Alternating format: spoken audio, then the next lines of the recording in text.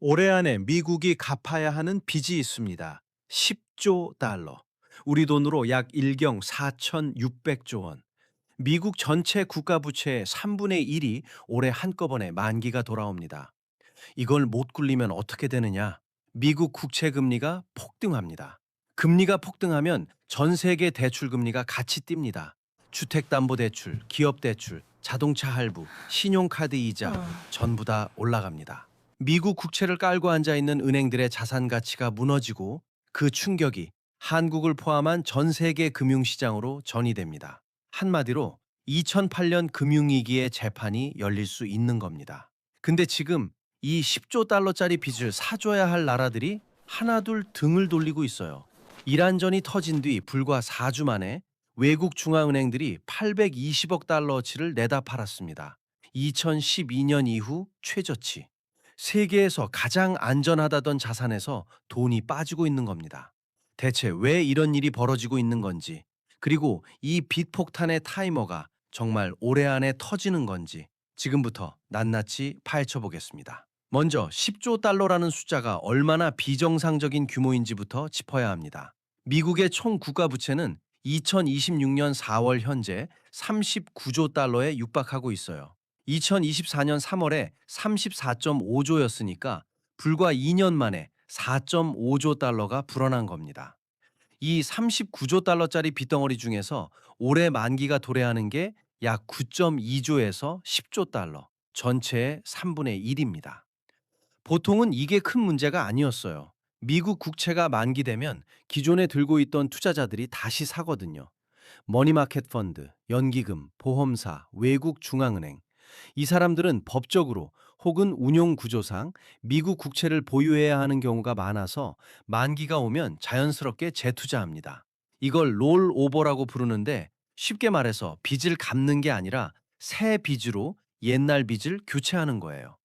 근데 여기서 결정적인 변수 하나가 끼어듭니다. 금리. 이 10조 달러 중 상당 부분은 2020년에서 2021년 사이에 발행된 채권입니다. 그때 금리가 어땠느냐? 사실상 제로였어요. 코로나 팬데믹 때 미국 연준이 금리를 0%까지 내려버렸거든요.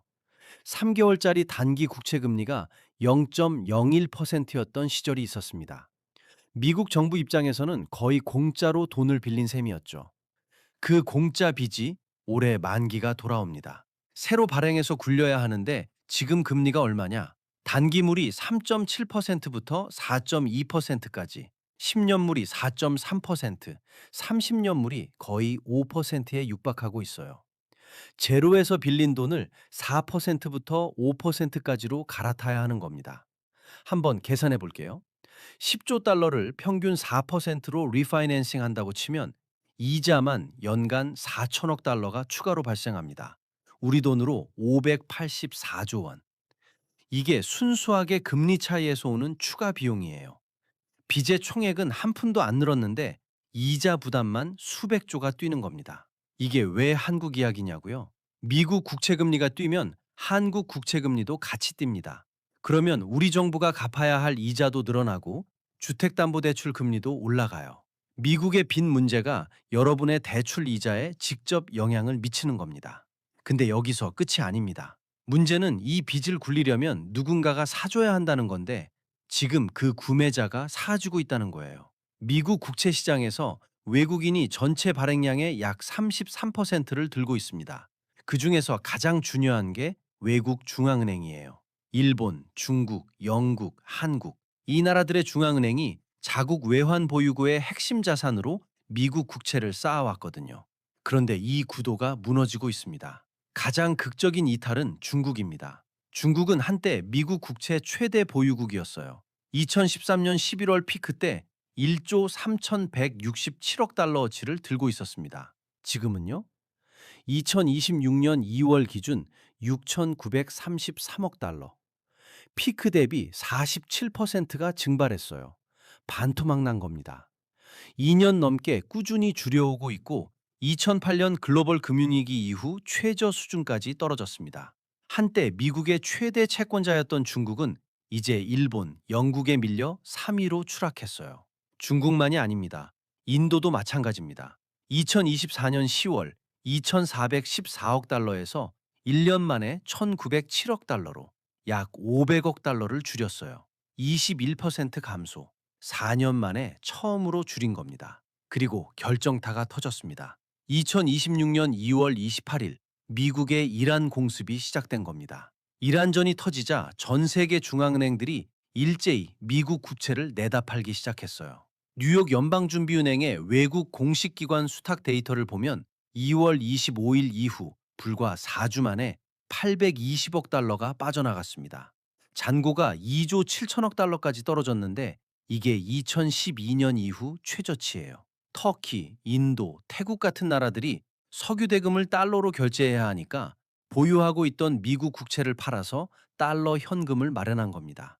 이란이 호르무즈 해협을 봉쇄하면서 유가가 배럴당 110달러를 돌파했거든요. 일시적으로 120달러 가까이 치솟은 적도 있어요.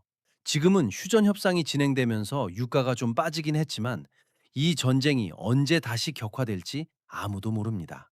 석유 수입국 입장에서는 당장 기름값을 내야 하니까 금고에 있던 미국 국채부터 꺼내 판 거예요. 진짜 무서운 건 바로 있습니다.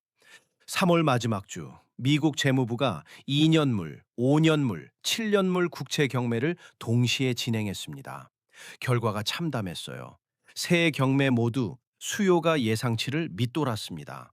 투자자들이 요구하는 금리가 올라갔다는 뜻이에요. 불과 한 달 전만 해도 30년물 경매에서 강한 수요를 기록했던 시장이 몇 주 만에 완전히 뒤집어진 겁니다. 뱅크 오브 아메리카는 이달을 2022년 10월 이후 가장 약한 경매의 달이라고 평가했어요. 채권 시장의 공포지수라고 불리는 무브 인덱스가 3월에 급등하면서 시장의 불안감을 고스란히 반영했습니다. 월가의 한 수석 이카노미스트는 이 상황을 보고 이렇게 정리했어요. 채권 시장은 무패입니다.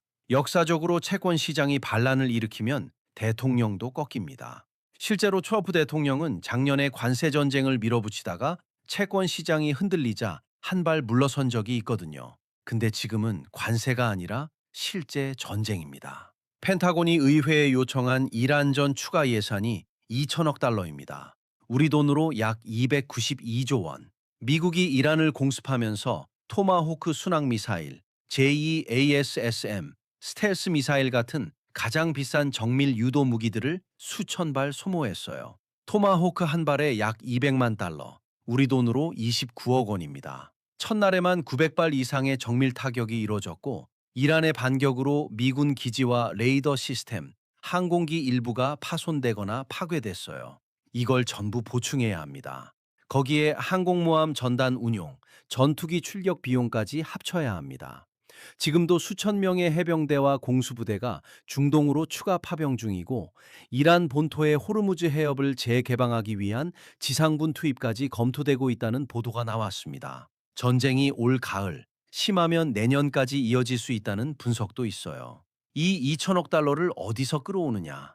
세금으로 충당할 수 있으면 좋겠지만 현실은 정반대입니다. 미국 연방정부의 2025 회계연도 실적을 보면 총 지출이 7조 달러, 세수가 5.2조 달러였어요. 이미 매년 1.8조 달러씩 적자를 내고 있는 겁니다. 쉽게 말해서 매달 1,500억 달러를 우리 돈으로 매달 약 219조 원을 빚지고 있는 거예요. 번 돈보다 쓴 돈이 1.8조 달러 더 많은 나라가 전쟁 비용 2천억 달러를 추가로 조달해야 하는 상황. 답은 하나밖에 없습니다. 또 빚을 내는 거예요. 여기서 한 발짝 물러서 전체 그림을 보면 소름이 돋는 구조가 보입니다. 미국은 지금 빚으로 빚을 갚고 있어요. 만기 도래한 10조 달러를 새 채권으로 교체하고 매년 1.9조 달러 적자를 메우기 위해 또 채권을 발행하고 이란전 비용 2천억 달러를 대기 위해 또 채권을 발행합니다. 아폴로 글로벌 매니지먼트의 수석 이카노미스트 토르스텐 슬록의 계산에 따르면 올해 시장에 쏟아지는 투자 등급 채권 총 물량이 약 14조 달러입니다. 국채 리파이낸싱 10조, 적자 메우기 위한 신규 국채 2조, 여기에 기업 회사채 2조가 겹치는 거예요. 미국 GDP의 절반에 해당하는 규모입니다. 근데 미국 정부만 돈을 빌리려는 게 아니에요. AI 붐을 타고 빅테크 기업들이 데이터 센터 건설에 천문학적인 자금을 쏟아붓고 있거든요. 2026년 미국 투자 등급 회사채 발행량이 약 2조 달러로 예상됩니다. 이걸 전부 합치면 올해 미국 투자 등급 채권 시장에 쏟아지는 총 물량이 14조 달러. 3월 10일 아마존 한 회사가 하루에 370억 달러어치 회사채를 찍어냈어요. 그날 하루에만 총 11개 기업이 660억 달러를 발행했는데 미국 역사상 하루 기준 회사채 발행 최대 기록입니다. 이전 기록이 490억이었으니까 한참 깨진 거예요. 정부와 기업이 동시에 돈을 빌리겠다고 시장에 줄을 서 있는 겁니다. 수요는 줄고 공급은 폭발하고 있어요. 경제학 원론에서 배우는 가장 기본적인 공식이 여기서 작동합니다. 공급이 수요를 압도하면 가격이 떨어지고 채권 가격이 떨어지면 금리가 올라갑니다. 금리가 올라가면 미국 정부의 이자 부담이 더 커지고 이자 부담이 커지면 적자가 늘어나고 적자가 늘어나면 또 채권을 발행해야 하고 채권을 더 발행하면 금리가 또 올라갑니다. 이게 바로 죽음의 소용돌이에요. 한번 따라가 볼게요. 미국이 10조 달러를 4%로 리파이낸싱 합니다. 이자 비용이 4천억 달러 추가됩니다. 이자가 늘었으니 적자가 커집니다.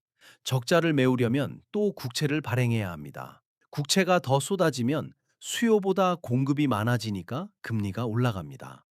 금리가 올라가면 내년에 또 만기 도래하는 채권의 리파이낸싱 비용이 더 올라갑니다. 그러면 이자가 또 늘고 적자가 또 커지고 또 빚을 내야 하고 빚이 이자를 낳고 이자가 적자를 낳고 적자가 빚을 낳는 구조. 한 번 빠지면 스스로 빠져나올 수가 없습니다. 마치 빚이라는 블랙홀에 경제 전체가 빨려 들어가는 것과 같습니다. 이 흐름이 데이터로도 확인됩니다. 미국 연방정부가 올해 국가부채에 대해 지불해야 하는 이자 비용이 사상 처음으로 1조 달러를 돌파합니다.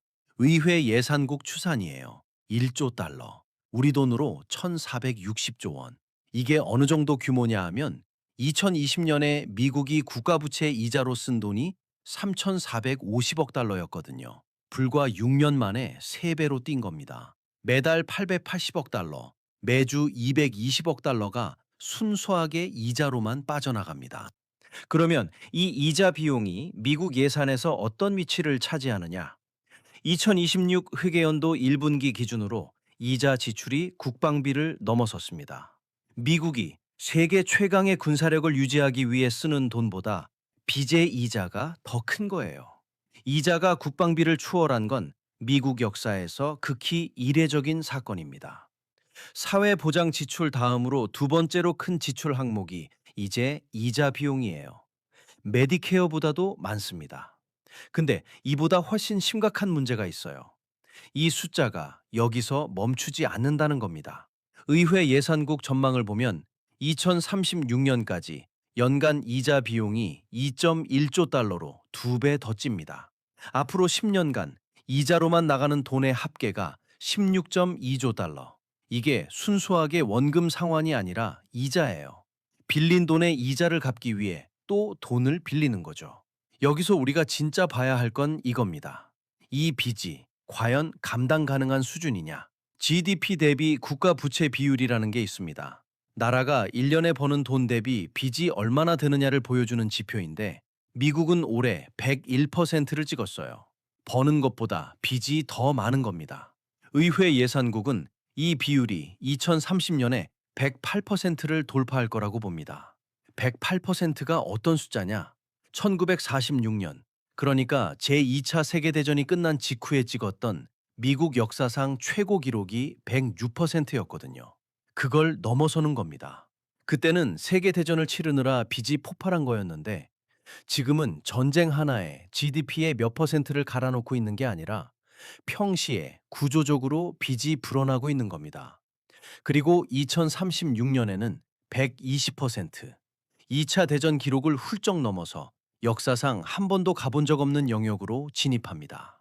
결국 이 모든 게 동시에 겹친 겁니다. 10조 달러 만기의 벽, 외국인 이탈, 이란전 비용 폭증, 이자의 눈덩이, GDP를 넘어서는 부채. 5개의 도미노가 일렬로 서 있는데 첫 번째 도미노에 이미 손가락이 얹어진 상태예요. 그러면 이 도미노가 실제로 쓰러지면 무슨 일이 벌어지느냐? 역사에서 답을 찾아야 합니다. 1971년 8월 15일, 리차드 닉슨 미국 대통령이 일요일 저녁 긴급 TV 연설을 합니다. 미국은 더 이상 달러를 금으로 교환해주지 않겠다. 이게 닉슨 쇼크예요. 그때까지 전 세계 통화 질서는 간단했습니다. 달러를 들고 미국에 가면 금으로 바꿔준다. 이 약속 하나가 달러의 신뢰를 떠받치고 있었거든요. 근데 닉슨이 이 약속을 일방적으로 깨버린 겁니다. 왜? 빚이 감당이 안 됐으니까요. 베트남 전쟁 비용에 복지 지출까지 겹치면서 미국의 금 보유량으로는 달러 가치를 보장할 수 없는 지경에 이른 거예요. 결과가 어땠느냐? 달러 가치가 폭락했고 전 세계적으로 인플레이션이 폭발했습니다. 금값이 온스당 35달러에서 불과 10년 만에 850달러로 24배가 뛰었어요. 미국은 1970년대 내내 스태그플레이션, 그러니까 물가는 뛰는데 경기는 침체하는 최악의 상황에 빠졌습니다. 주유소 앞에 차들이 수킬로미터씩 줄을 서던 시대, 중산층이 한 세대 만에 무너진 시기였어요. 지금 상황이 소름 끼칠 정도로 닮아 있어요. 그때는 베트남 전쟁, 지금은 이란 전쟁. 그때는 복지 지출 폭발, 지금은 사회보장과 메디케어 지출 폭발. 그때는 금 보유량의 한계, 지금은 채권 수요의 한계. 그때 닉슨은 금 태환을 포기했습니다. 지금의 미국은 뭘 포기하게 될까요? 시나리오는 크게 세 갈래입니다. 첫 번째, 연준이 다시 돈을 찍어내는 겁니다. 아무도 국채를 안 사주면 결국 중앙은행이 직접 사는 수밖에 없어요. 양적 완화를 다시 가동하는 거죠. 근데 지금은 2020년이 아닙니다. 그때는 물가가 바닥이었으니까 돈을 찍어도 됐지만 지금은 이란전으로 유가가 100달러를 넘기면서 인플레이션 압력이 다시 고개를 들고 있어요. 이 상황에서 돈을 찍으면 물가가 걷잡을 수 없이 뛰어오릅니다. 서민들 장바구니가 직격탄을 맞는 거예요. 두 번째, 금리를 강제로 억누르는 겁니다. 연준이 국채금리 상한선을 정해놓고 그 이상으로 올라가면 무제한으로 매입하겠다고 선언하는 방법이에요. 이걸 수익률 곡선 통제라고 부르는데 2차 대전 직후에 실제로 미국이 썼던 카드입니다. 전쟁 비용을 감당하기 위해 금리를 인위적으로 낮게 묶어둔 거죠. 근데 그 대가가 뭐였느냐? 1940년대 후반 미국의 실질 인플레이션이 20%를 넘었어요. 금리를 억누르면 시장의 가격 발견 기능이 죽어버립니다. 자본이 어디로 가야 할지 모르게 되는 거예요. 세 번째가 가장 무서운 시나리오인데 달러의 가치를 사실상 절하하는 겁니다. 닉슨 쇼크 2.0. 공식적으로 인정하진 않겠지만 달러 약세를 유도해서 빚의 실질 가치를 줄이는 방법이에요. 39조 달러를 갚을 수 없으면 달러 자체의 가치를 깎아서 빚의 무게를 줄이는 겁니다. 이렇게 되면 달러로 자산을 갖고 있는 전 세계 모든 사람이 피해를 봅니다. 외국 중앙은행들이 수십 년간 쌓아놓은 달러 자산의 구매력이 녹아내리는 거예요. 근데 이게 단순한 상상이 아닌 게 이미 그 방향으로 움직이고 있는 징후가 곳곳에 보입니다. 외국 중앙은행들이 미국 국채를 팔고 대신 사들이고 있는 게 뭔지 아시나요? 금입니다. 중국 인민은행은 미국 국채를 반토막 내는 동안 금 보유량을 꾸준히 늘려왔어요. 중국만이 아닙니다. 전 세계 중앙은행들의 금 매입이 2022년 이후 역사적 수준으로 급증했습니다. 왜 금을 사느냐? 2022년에 러시아가 우크라이나를 침공했을 때 서방이 뭘 했습니까? 러시아 중앙은행의 해외 자산 3천억 달러를 동결시켜 버렸어요. 러시아가 수십 년 동안 쌓아놓은 외환 보유고를 하루아침에 못 쓰게 만든 겁니다. 이 사건이 전 세계 중앙은행에 어떤 메시지를 보냈느냐? 달러 자산은 무기가 될 수 있다. 미국 눈밖에 나면 내가 평생 모은 달러를 하루아침에 뺏길 수 있다. 이 트라우마가 지금 미국 국채 시장의 구조적 수요 이탈로 나타나고 있는 거예요. 중국이 미국 국채를 반토막 낸 것도 이란전 직후 중앙은행들이 일제히 투매에 나선 것도 전부 이 한 줄로 설명됩니다. 달러를 믿을 수 없게 된 겁니다. 그리고 이 불신에는 또 하나의 거대한 연료가 공급되고 있어요. 트럼프 대통령의 예측 불가능성입니다. 관세를 올렸다 내렸다, 동맹국을 압박했다 풀어줬다. 그린란드를 가져가겠다고 했다가 조용해지고, 미국 국채를 산다는 건 미국 정부를 30년간 믿겠다는 뜻이거든요. 근데 이 나라의 정책 방향이 한 달 단위로 바뀌는데 30년짜리 채권을 누가 사겠습니까? 실제로 2월에 중국 금융당국이 자국 은행들에게 미국 국채 보유를 줄이라는 지시를 내렸다는 보도가 나왔어요. 블룸버그와 비즈니스 인사이더가 동시에 보도했습니다. 공식적으로 미국 국채에 대한 신뢰를 거두기 시작한 거예요. 여기서 좀 혼란스러운 숫자가 하나 나옵니다. 전체 외국인 미국 국채 보유는 2026년 2월 기준 9조 4,871억 달러, 사상 최대치를 찍었어요. 어? 외국인이 빠지고 있다면서 왜 최대치냐? 이 숫자를 고지고대로 읽으면 안 됩니다. 속을 뜯어보면 완전히 다른 이야기가 나옵니다. 한때 1위였던 중국은 3위로 밀려났고 계속 줄이고 있어요. 대신 그 빈자리를 채운 게 영국이에요. 2위로 올라섰거든요. 근데 이게 영국 정부가 미국을 좋아해서 산 게 아닙니다. 런던에 있는 헤지펀드들이 미국 국채로 일종의 꼼수 투자를 하고 있기 때문이에요. 국채 현물을 사고 동시에 선물을 팔아서 그 사이에 미세한 가격 차이로 돈을 버는 건데, 이걸 베이시스 트레이드라고 부릅니다. 문제는 이 돈이 미국을 믿고 장기 투자하는 돈이 아니라는 거예요. 순수한 투기 자금입니다. 시장이 흔들리면 한순간에 빠져나갈 수 있는 돈이에요. 결국 진짜 안정적인 수요, 그러니까 중앙은행이 외환 보유고로 장기 보유하는 물량은 구조적으로 줄어들고 있는 겁니다. 그 빈자리를 헤지펀드의 투기 자금이 메우고 있는 거예요. 이게 겉으로는 괜찮아 보이지만 속은 완전히 다른 구조로 바뀐 겁니다. 모래 위에 지은 집이에요. 겉보기엔 멀쩡하지만 파도가 한번 치면 무너집니다. 그러면 이 모든 위기가 한국과는 상관없는 이야기일까요? 아닙니다. 대한민국 외환 보유고는 2026년 3월 기준 약 4,237억 달러예요. 전월 대비 40억 달러가 빠졌는데 11개월 만에 가장 큰 폭의 감소입니다. 이 중 상당 부분이 미국 국채와 미국 정부 관련 채권으로 구성되어 있습니다.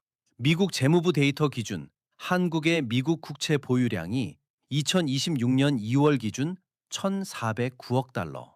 미국 국채 금리가 폭등하면 채권 가격이 떨어지거든요. 한국이 들고 있는 1,409억 달러어치 채권의 평가 가치가 줄어드는 겁니다. 외환 보유고의 실질 구매력이 쪼그라드는 거예요. 그리고 환율. 이란전이 터지고 원달러 환율이 1,500원을 돌파했습니다. 3월 31일에는 장중 1,517원까지 찍었어요. 2009년 글로벌 금융위기 이후 17년 만에 최고치입니다. 미국 국채 시장이 흔들리면 글로벌 자금이 안전자산을 찾아 움직이는데, 그 과정에서 한국 같은 신흥국 통화가 가장 먼저 타격을 받습니다. 원화가 약해지면 수입 물가가 오르고, 수입 물가가 오르면 소비자 물가가 뛰고, 물가가 뛰면 한국은행이 금리를 못 내리고, 금리를 못 내리면 가계부채에 짓눌린 서민들이 더 고통받는 거예요. 거기에 한국 자체 상황도 심상치 않습니다. 한국의 국가부채가 2025년 말 기준 1,304조 5천억 원을 돌파했어요. 전년 대비 129조 원이 늘었습니다. GDP 대비 49%, 올해 51.6%, 2030년에는 60%에 육박할 거라는 전망이 나왔고요. 미국이 겪고 있는 빚의 눈덩이, 이자의 악순환, 이거 전부 한국도 오고 있는 문제입니다. 세계에서 가장 안전하다던 자산이 흔들리고 있습니다. 미국 국채라는 건 단순한 채권이 아니에요. 전 세계 금융 시스템의 기초 체력 같은 겁니다. 이 기초 체력이 약해지면 그 위에 올라가 있는 모든 것이 흔들립니다. 주식시장, 부동산 시장, 환율, 연기금, 보험사의 자산운용, 전부 미국 국채 금리를 기준으로 돌아가거든요. 10조 달러의 만기가 올해 안에 돌아옵니다. 이자 비용은 사상 첫 1조 달러를 넘어서고 있고, 이란전 비용은 2천억 달러가 추가로 필요하고, 이 빚을 사주던 나라들은 등을 돌리고 있어요. 빚이 이자를 낳고, 이자가 적자를 낳고, 적자가 빚을 낳는 소용돌이. 떨어지는 칼날을 맨손으로 잡지 마세요. 칼이 바닥에 떨어져서 완전히 멈출 때까지 두 눈으로 확인한 다음에 주어도 충분합니다. 여러분은 이 상황 어떻게 보시나요? 미국이 결국 이 빚을 무사히 굴려낼 수 있을까요? 아니면 우리가 아직 상상도 못한 방식으로 대가를 치르게 되는 걸까요? 댓글로 여러분 생각 남겨주세요. 오늘 영상 도움이 됐다 싶으면 좋아요 한번 꾹 눌러주시고요. 궁금한 거 있으면 댓글로 남겨주세요. 제가 또 밤새서 파헤쳐 올게요. 구독이랑 알림 설정 꼭 해두시고 다음 영상에서 또 뵙겠습니다.